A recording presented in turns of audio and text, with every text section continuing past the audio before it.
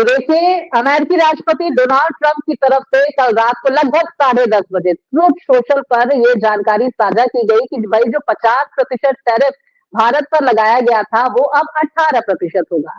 25% reciprocal tariff था और 25% वो पेनाल्टी थी जो रूस से तेल खरीदने को लेकर अमेरिका की तरफ से भारत पर लगाई गई थी। तो कुल मिलाकर ये जो 50% टैरिफ है वो अब 18% कर दिया गया है। और जो डेड इकोनॉमी का जिक्र अमेरिका की तरफ से, अमेरिकी राष्ट्रपति की तरफ से भारत को लेकर कहा जाता था, उसी इकोनॉमी पर ये भरोसा जताते हुए 18% टैरिफ किया गया। इस पर हम चर्चा करेंगे। हमारे साथ मेरे सहयोगी विशाल जुड़ गए हैं, इसके साथ ही वैभव जैन जी हमारे साथ जुड़ गए हैं, आर्थिक विश्लेषक है। वैभव जी, सबसे पहले मैं आपके पास आऊंगी और ये जरा समझ लेते हैं।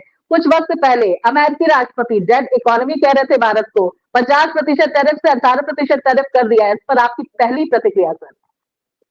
ऐसा है कि कहीं ना कहीं घूम फिर के भारत एक सामरिक और बहुत बड़ी उभरती हुई शक्ति है और उसी के साथ साथ बड़ा मार्केट भी है, कंज्यूमर मार्केट जिसको कहा जाता है।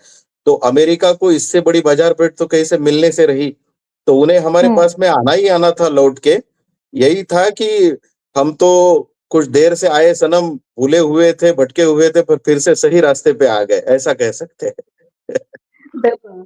वैभव जी, और ये भी मैं, क्योंकि आप मुंबई में भी रहते हैं, अभी हम चर्चा कर रहे थे जब विशाल जी से आपके साथ, तो शेयर बाजार में जो बूम देखने को मिल रही है, क्या संकेत दिए जा रहे हैं शेयर बाजार की तरफ से? हालांकि हमने वो बजट वाले दिन देखा था कि भारी जो गिरावट शेयर्स में देखी गई थी। जी, आज के तारीख में शेयर मार्केट काफी 700 से 750 अंकों तक उछला हुआ है कल के पॉइंट से। गिफ्ट निफ्टी भी अच्छी चल रही है, बैंक निफ्टी का भी 200 पॉइंट से अप में सर्किट लगा हुआ है। टोटल एनएससी 60,000 पॉइंट तक पहुंच चुका है। ये एक रिकॉर्ड ब्रेकिंग हाइट हम कह सकते हैं आज के तारीख में। सोना चांदी का जो विशेष परेशानी सामान्य प्रवर्गों में थी, वो भी कहीं ना कहीं घटती हुई दिख रही है। शादी का सीजन इंडिया में कहीं ना कहीं कगार पर है और आपको तो पता है बहुत बड़े पैमाने पे चांदी और सोने की खरीदारी होती है। तो एक आम आदमी काफी परेशान चल रहा था। अभी ये यूएस ट्रेड डेफ्लिशिएट और जो डील है, इसके वजह से कहीं ना कहीं उसमें रियायत हमको मतलब मिलते हुए दिख रही है। बिल्कुल, देखिए रियायत मिलती हुई दिख रही है। हम विशाल, मेरे सहयोगी का रुख कर लेते हैं। विशाल, हमने देखा एफटीए साइन किया ईयू के साथ, अमेरिका की तरफ से प्रतिक्रिया भी आई, क्योंकि पिछले कुछ वक्त से अमेरिका लगातार भारत पर दबाव बनाने की कोशिश करता रहा है और ये कहता रहा है कि भाई रूस से आप तेल मत खरीदिए। लेकिन अमेरिकी राष्ट्रपति की तरफ से 18% टैरिफ के ऐलान के साथ ही साथ ये भी कहा गया है कि भारत अब रूस से टैरिफ नहीं, तेल नहीं आयात करेगा, साथ ही अमेरिका और वेनेजुएला से तेल आयात करेगा। लेकिन भारत सरकार की इस पर अभी तक कोई प्रतिक्रिया सामने निकल कर नहीं आई है। क्या संकेत ये दे रहा है? देखिए स्वाति, आप देखेंगी तो जो 18% की हम बात करें तो उसमें यूरोपियन यूनियन और जापान के बाद भारत पे सबसे कम टैरिफ लगाए गए हैं। बिल्कुल। उसमें देखो दो बातें हैं। एक तो ट्रम्प का ईगो जो था, ट्रम्प का ईगो इस सब के पीछे, जो भारत और अमेरिका के रिश्ते पिछले 3 दशक में, अगर हम 90 के दौर में जाए, जब से बिल क्लिंटन और अटल बिहारी वाजपेयी उसमें उस समय जसवंत सिंह विदेश मंत्री थे, और परमाणु परीक्षण के बाद से 98 के बाद से भारत अमेरिका के रिश्ते हमेशा बेहतर होते ही गए। एक कहा गया है कि नेचुरल डेमोक्रेटिक एलाइज हैं, है ना, एक मतलब नैसर्गिक जुगलबंदी जिसको कही गई। इवन जैसे कि प्रधानमंत्री मोदी और ट्रम्प के रिश्ते भी एक अलग तरीके के मतलब ऊंचाइयों पर इस दौर में गए। लेकिन अचानक से ये, जब से ये पूरा जो जियो स्ट्रेटेजिक, जो पूरा एक भौगोलिक जो मामला फंसा यूक्रेन को लेकर, ट्रम्प अपने हिसाब से वो चाह रहे थे कि भारत को मतलब उन वो जो कहें उसके हिसाब से चले। लेकिन भारत की अपनी चूंकि एक ऑटोनॉमी है, उसकी अपनी जो विदेश नीति स्वायत्ता है, वो आज से नहीं बहुत दिनों से है कि भाई हमारे जो विदेश नीति वो हमारे राष्ट्रीय हितों पर निर्भर करती है। आप हमें टर्म और विशाल देखिए, वर्ल्ड ऑर्डर बदल रहा है, अमेरिका भी ये समझ गया है। देखिए उसमें क्या है ना कि आप हमें डिक्टेट नहीं कर सकते हैं। ट्रम्प ने सोचा कि शायद एक जो पूरा जो ट्रैफिक नहीं, आप देखें टैरिफ ये 500 तक ले जाने की बात कह रहे थे, यही ट्रम्प है ना। तो अपनी तरफ से देखिए क्या है ना कि चीजें दोनों ओर से हो सकता है कि भारत को ज्यादा नुकसान हो, लेकिन अमेरिका ने भी जिस हिसाब से अगर देखिए यूरोपीय यूनियन के साथ जब भारत ने जब डील साइन की तो उससे बहुत दबाव गया यूएस पर। ये होता है कि पूरी दुनिया से तो नहीं आप लड़ाई मोल ले सकते हैं ना, आप हर किसी को कनपट्टी बंदूक रख के अगर हम आम भाषा में हम बोले कि नहीं भाई साहब ये आपको करना ही है, तो आप सबसे बड़ा एलाई यूरोपीय यूनियन जिसमें कई देश हैं, मतलब चाइना तो है, मतलब उसके आपकी एक अलग राइवलरी है, मतलब ये कहा बिल्कुल जाए। विशाल, एक दो नहीं 27 देश है। दर्शकों को हम ये भी बता देते हैं कि भाई एक दो नहीं 27 देश है यूरोपियन यूनियन में, और जब ये 27 देश मिलकर कोई डिसीजन लेते हैं तो अमेरिका को भी झुकना पड़ता है विशाल। अब देखिए अमेरिका के जो सबसे जो क्लोज एलाई रहे, नाटो जो जो रहा, यूरोपियन यूनियन, कनाडा, अब कनाडा को आप धमकी दे रहे हैं। देखिए चाइना के साथ तो आपका पहले से ही है, वो आपकी रसिया के साथ अलग राइवलरी है। लेकिन अगर आप ना जैसे यूरोपियन यूनियन और कनाडा जैसे जो आपके मतलब नहीं होता है कि एक ही भले वो अलग अलग भौगोलिक देश हैं, लेकिन जिस हिसाब से उनकी केमिस्ट्री है वो अद्भुत है, अगर उनके साथ भी आपकी बन नहीं रही है। और भारत तो भाई उभरती हुई जिसको कहते हैं सबसे बड़ा मार्केट है। मार्केट के अलावा भारत और चीन में एक फर्क ये है कि भारत एक लोकतंत्र है, चीन और भारत को एक चीज बड़ा फर्क करती है ना। और अमेरिका के मूल्य हैं जो आप वादे करते हैं, है ना, कि दुनिया में वैश्विक रूप से हम किन व्यवस्थाओं के साथ जो है हम सहयोग करेंगे। और मुझे लगता है ना कि ये जो आप देखेंगे एक प्रधानमंत्री ने पूरा मौन व्रत धारण किया हुआ था, भारत ने कभी कोई पे कोई रिएक्ट ही नहीं किया। वो लगातार ऐसा कोई दिन नहीं गया हो जो वो लगातार भारत को या प्रधानमंत्री मोदी को परोक्ष अपरोक्ष रूप से धमका नहीं रहे थे। तो मुझे लगता है कि मौन की शक्ति जो है, अगर हम इस पूरे जिस्ट को जो है हम अगर इसको समाप्त करने का प्रयास करें, तो ये जो टैरिफ जो यहाँ तक आया, देखिए दुनिया की वैल्यू ट्रम्प वो कहे जा रहे थे कि डेड इकोनॉमी है, ये है, वो है, फलाना है, ढिमकाना है। तो ये जो भारत ने जो मौन की शक्ति जो धारण की ना, मौन की शक्ति का ही ये नतीजा है कि आज हम जापान 15%, यूरोपीय यूनियन, उसके बाद से भारत, मतलब ये बिल्कुल। इनफैक्ट पाकिस्तान की बात करें तो 19% पाकिस्तान पर भी है, चाइना पर 34% टैरिफ लगाया हुआ है। चलिए हम विशाल वैभव जी का भी रुक कर लेते हैं और जरा समझ लेते हैं वैभव जी, इस टैरिफ के ऐलान के बाद 18% टैरिफ की घोषणा के बाद किन किन सेक्टर्स पर आप इसका असर देख पा रहे हैं? जी, मैं थोड़ा सा आपको इसमें विस्तार से एक बताना चाहूंगा पूरा कि भारत और अमेरिका के रिश्ते अब सिर्फ व्यापार तक सीमित नहीं है, ये रणनीतिक साझेदारी के रूप ले चुके हैं, जिसमें trade, technology, agriculture, defence, geopolitics ये सभी शामिल है। हालिया भारत और अमेरिका ट्रेड जो है एक सेक्टर और आंकड़े तक सीमित हम इसको करके नहीं देख सकते, बल्कि बड़े वैश्विक परिप्रेक्ष्य में आपको और हमको इसको समझना पड़ेगा। एक सकारात्मक पक्ष ये है कि अमेरिका आज भारत को एक विश्वसनीय और स्थिर साझेदार के रूप में देख रहा है। चीन केंद्रित सप्लाई चेन से हटकर भारत एक मजबूत विकल्प बन रहा है। इसमें भारत में आईटी, फार्मा, ऑटो कंपोनेंट और इंजीनियरिंग सेक्टर के रीच तक हम पहुंच चुके हैं, और भारत में रोजगार और निवेश के अवसर भी काफी ज्यादा बड़े पैमाने पे बड़े हैं। ये मेक इन इंडिया और पीएलआई स्कीम का जादू हम कह सकते हैं कि इसके वजह से ये काफी बड़े पैमाने पे बढ़ चुका है। अभी सवाल एक ये भी है जिस पे चर्चा होनी चाहिए ईमानदारी के साथ में, कि क्या भारत और अमेरिका का ट्रेड डेफिसिट जो है वो बढ़ेगा, और क्या हमारे एमएसएमई जो सेक्टर्स है और छोटे उद्योग है उसके हितों की पर्याप्त सुरक्षा की गई है। तीसरा, कृषि और डेयरी जैसे संवेदनशील क्षेत्रों में किसी भी तरह का समझौता बहुत सोच समझ कर करना होगा।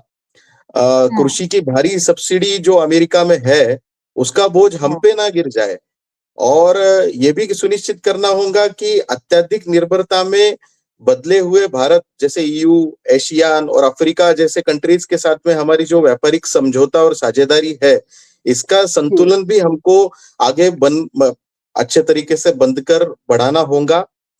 एक आखिर में जी, एक आखिर में इतना ही कहूंगा कि दबाव में नहीं, आत्मविश्वास में ही हमको आगे बढ़ना पड़ेगा, और रणनीतिक रूप से सकारात्मकता से इस ट्रेड डील की जरूर एक सफलता हमको कहीं ना कहीं दिखाई देती है, और मजबूत साझेदारी देश की अर्थव्यवस्था, उद्योग और आम तीनों लोगों को इसमें लाभ पहुंचाएंगी, ये हम मनोकामना करते हैं।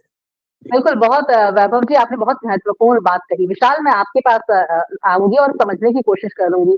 डेयरी और कृषि का क्षेत्र ये वो क्षेत्र है जिसको लेकर हमने देखा कि ट्रेड डील होते-होते रह गई थी। पिछले कुछ दिनों का अगर हम ज़िक्र करें, लगातार चर्चा चल रही थी। क्या इस पर कोई नेगोशिएशन के मूड में यहाँ पर अमेरिका नज़र आया? क्योंकि भारत की तरफ से ये कहा गया कि भई हम कृषि और डेयरी के क्षेत्र में नेगोशिएट नहीं करेंगे। ये साफ तौर पर कह दिया गया था। प्रधानमंत्री नरेंद्र मोदी ने भी कहा कि भाई हम अपने किसानों के हितों को ध्यान में रखते हुए निर्णय लेंगे। तो नेगोशिएशन किस तरह की हुई होगी इसको लेकर जरा जानकारी दीजिए। और ये जो डील है क्या लगता है कब साइन होगी? एक और सबसे महत्वपूर्ण पॉइंट जो दावा अमेरिकी राष्ट्रपति डोनाल्ड ट्रंप की तरफ से किया गया है कि भाई भारत रूस से तेल नहीं खरीदेगा।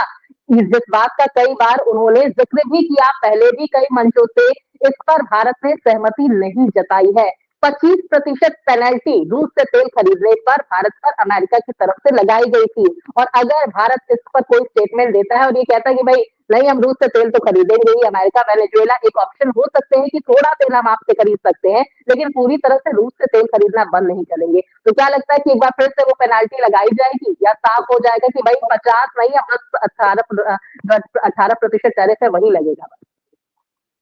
स्वाति, मैं इससे पहले एक बिंदु आपको ध्यान दिलाना चाहूँ, जो मैंने कहा ना कि जैसे पाकिस्तान, जो बहुत एक माइनर फ़र्क है 1% का, तो ये जो जी। अमेरिका ने जो मैसेज दिया है, नहीं होता सिर्फ हुँ, 1 आधे परसेंट की बात नहीं है कि हम हुँ, आपको, पाकिस्तान है, बांग्लादेश है और भी जो छोटे भी अगर देश हैं, तो उसके बावजूद मैंने कहा कि तीसरे नंबर पे सबसे लोएस्ट अगर आप नीचे से देखें तो सबसे लोएस्ट भारत पे। तो यूएस ने एक मैसेज देने का प्रयास किया है कि भारत हमारे लिए कितना महत्वपूर्ण है हुँ, ना? हम वो एक मैसेजिंग का बिल्कुल। बड़ा इसमें डिप्लोमेसी में जो जिसको नहीं कहते हैं कि हुँ, जो एक मैसेजिंग जो है आपने, मतलब ये दिखाता है कि मतलब वो बहुत इच्छुक है अंदर से। हुँ, उसमें मतलब भले तमाम बातें हों कि भाई आप रशिया से आप तेल ना लें, ये ना लें। अब जैसे रशिया से हुँ, तेल लेने की बात है, पुतिन से अभी जब भारत के ही टीवी चैनल्स ने एक इंटरव्यू किया था, तो उसमें हुँ, पुतिन ने एक बहुत महत्वपूर्ण बात बोली थी कि जो अमेरिका हुँ, अपनी न्यूक्लियर जो पूरा जो सप्लाई चेन है, उसके लिए हमसे ये एनर्जी लेता है। तो क्या है जी, कि आप डुअल वो चीज़ नहीं रख सकते हैं। जैसे आपके लिए अपने हुँ, राष्ट्रीय हित और ऊर्जा एनर्जी सिक्योरिटी मैटर करती है, तो वैसे ही जी, मतलब हर किसी के लिए वो है। हुँ, ये तो पुतिन ने उस समय ये बात बोली थी, क्योंकि भारत ने तो हुँ, ख़ैर हुँ, कभी कोई प्रतिक्रिया ही नहीं दी। अगर आप पूरे जब से ये सारा मामला चल रहा है, तो भारत ने बहुत बिल्कुल। नपी-तुली, बहुत सधी हुई प्रतिक्रिया दी। हुँ, ये भी हुँ, नहीं लगा कि भारत बहुत झुक रहा है, लगातार ट्रम्प अभी अभी भी आप देखेंगे जो हाँ, स्टेटमेंट जो आया है, तो भारत ने कभी इस पे ये नहीं कहा कि हम क्या करेंगे। देखिए, मूल चीज़ है कि देखिए, जो मैंने कहा कि जो एक स्वायत्त विदेश नीति है, एक जो भारत एक हुँ, लोकतंत्र एक एक एक हुँ, मजबूत लोकतंत्र है, तो ये जो हुँ, भाषा जो है, ये अमेरिका को पता नहीं क्यों नहीं समझना चाह रहे हैं या ट्रम्प क्या मैसेज देना चाह रहे हैं। जैसे ट्रम्प की ही हम बात करें, थोड़ा-सा इधर से अलग हट, अगर जी, ट्रम्प ने जैसे कहा कि भाई हमें उनको वो चाहिए नोबेल पीस प्राइज़। अब पाकिस्तान ने हुँ, कुछ लोगों का समर्थन किया, है ना? हुँ, इसमें क्या है ना कि डील से भी ज़्यादा थोड़ा बहुत ट्रम्प का ईगो भी है, कि अब वो हुँ, लगातार ये बात कहे जा रहे हैं कि हमने भारत-पाकिस्तान के बीच, ना जाने मुझे लगता है कभी 30वीं 40वीं बार वो कह चुके होंगे।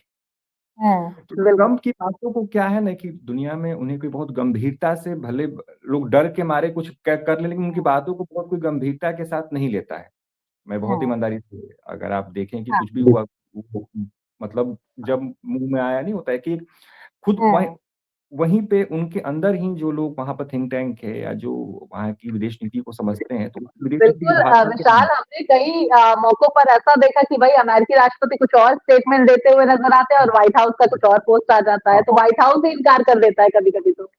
एक और मैं बड़ी बात, अभी कुछ दिन पहले ये हुँ, रिपोर्ट आई थी, ये कि देखिए जो ट्रम्प के अपने बिज़नेस का भी अपना एक अलग है कि वो जी, विदेश नीति की जी, आड़ में वो अपनी जो आर्थिक जो चीज़ें हैं, वो दुनिया भर में दुरुस्त हाँ, कर रहे हैं। वो पैरेलल वहाँ पर डील्स भी कर रहे हैं, हुँ, जो उनके अपने बिज़नेस इंटरेस्ट हैं। तो ये बड़ा एक हुँ, मतलब कॉन्फ्लिक्ट है। अभी अभी यूएस हुँ, में आप देखेंगे कि जो चुनाव होने वाले हैं, उसके रिज़ल्ट आएँगे, तो ये इश्यू भी वहाँ पर उठेगा। अब हुँ, जैसे आप मूल जो हम उस पे प्रश्न पे आते हैं, जैसे कृषि और डेयरी उद्योग, है ना? कृषि और डेयरी बिल्कुल। हुँ, देखिए, भारत कहीं भी इस पे कोई, जहाँ तक, क्योंकि अभी डील्स की बहुत सारी चीज़ें कहाँ पे क्या कैसे हो हुँ, रही हैं, अभी बाहर नहीं आई हैं। हाँ। तमाम जो है ना, तो उसमें हम्म। क्या है कि हर कोई जानता है कि कृषि और जो डेयरी पे भारत की बहुत बड़ी आबादी जो है, उससे जुड़ी हम्म। हुई है। हम्म। अब क्या है कि अब यूएस में है कि वहाँ पर एक भारी सब्सिडी दी जाती है किसानों हम्म। को। इवन बिल्कुल। जो जानकारी मैंने कुछ दिनों पहले था कि अगर वहाँ पर जैसे हमारे यहाँ एफसीआई में रखा जाता है, तो वहाँ पर रखने की बहुत ज़्यादा वो नहीं है, वो उसको समुद्र में फेंक देते हैं। हम्म। मतलब उसको चूँकि उनको एक मार्केट प्राइस और रेट अगर बना के रखना है तो वो हाँ। सब्सिडाइज़ वो है। तो मुझे लगता है कि हम्म। जो प्रधानमंत्री हैं जो भारत है, वो किसी भी कीमत पर जो उसके हम्म। अपने जो हित हैं, क्योंकि बहुत बड़ी आबादी जुड़ी हुई है इससे। कृषि में आप हम्म। जानती हैं कि 60 से 80% उसमें हम जोड़ लें, तो हम्म। एक बड़ा रोज़गार सृजन भी है और बहुत बड़ी आबादी इससे जुड़ी हुई है। तो मुझे नहीं लगता है कि भारत किसी प्रकार से कोई बहुत बिल्कुल, मतलब कृषि और डेयरी क्षेत्र से जुड़े जो लोग हैं, उनके हितों का पूरी तरह से ध्यान रखा जाएगा। हाँ, विशाल, वैभव हाँ। जी की का भी हम लोग कर लेते हैं। वैभव जी, रुपया जो हम देख रहे थे बहुत तेजी से गिर रहा था, अब रुपए जो है, रुपया उठता हुआ नजर आ रहा है। ये क्या संकेत ग्लोबली इसे देखें? और जो हमने जिक्र किया सोने चांदी के दाम, क्या लगता है आने वाले वक्त में इसमें और तेजी देखने को मिलेगी? हालांकि पिछले कुछ दिनों का हम जिक्र करें तो सोने चांदी के दाम में गिरावट दर्ज की गई थी और भारी गिरावट थी, जितनी तेजी से उठा उतनी तेजी से गिर रहा था। जी। ये कहीं न कहीं ऐसा कह सकते हैं कि चाइना ने वन डे में आपने अगर 3 दिन या 4 दिन पहले अगर मार्केट देखा हो, तो चाइना ने पूरी चांदी की सप्लाई रोक दी थी, देशों में से हम्म। बाकी देशों के लिए और वही सबसे बड़ा उत्पादन करता है उसका और वही सप्लाई करता है। इसी वजह से चांदी 4 लाख के पार पहुँच चुकी थी और सोना भी कहीं न कहीं काफ़ी हाई लेवल तक पहुँच गया था।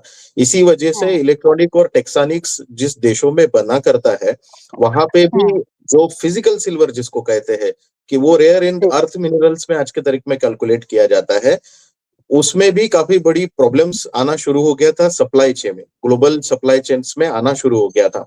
अब चांदी की सप्लाई फिर से शुरू हो गई अच्छे से और कहीं जी। न कहीं ठीक तरीके से उसका संयोजन होने की वजह से चांदी और जो डॉलर में की जो कमतरता हो रही थी, तो डॉलर फिर से बढ़ चुका है और उसी वजह से चांदी और सोना अभी कहीं न कहीं एक आम आदमी के कक्षा में आने के लेवल तक पहुँच चुका है।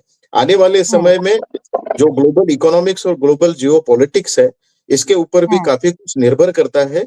इसकी जो व्यवस्थाएँ है ग्लोबल, उस तरीके से सोना और चांदी के रेट्स बढ़ते हैं और उसी तरीके से घटते हैं। बट मुझे लगता है कि आम आदमी को बहुत ज़्यादा तकलीफ इसमें उठाने की ज़रूरत शायद से ना पड़े, आने वाले समय हम्म। में, ये हम कह सकते हैं। जी। बिल्कुल, और इसका असर जो है, जो सरकार जो है उसकी नीतियों पर को देखने को मिल रहा है। जो कूटनीतिक जीत भी इसे देखा जा रहा है, जिस तरह से अमेरिका की तरफ से अब 50 से 18% सीधे टैरिफ कर दिया गया है। बड़ी जीत है ये भारत के लिए। वैभव जी, आपका बहुत शुक्रिया, विशाल शुक्रिया हमारे साथ जुड़ने के लिए। उन सभी दर्शकों का भी हम बहुत शुक्रिया करेंगे जिन्होंने अपना कीमती वक्त दिया और इस ट्रेड डील को लेकर, साथ ही 18% टैरिफ को लेकर दर्शकों आपकी क्या राय है, कमेंट में ज़रूर बताएँ और देखते रहिए भारत एक्सप्रेस।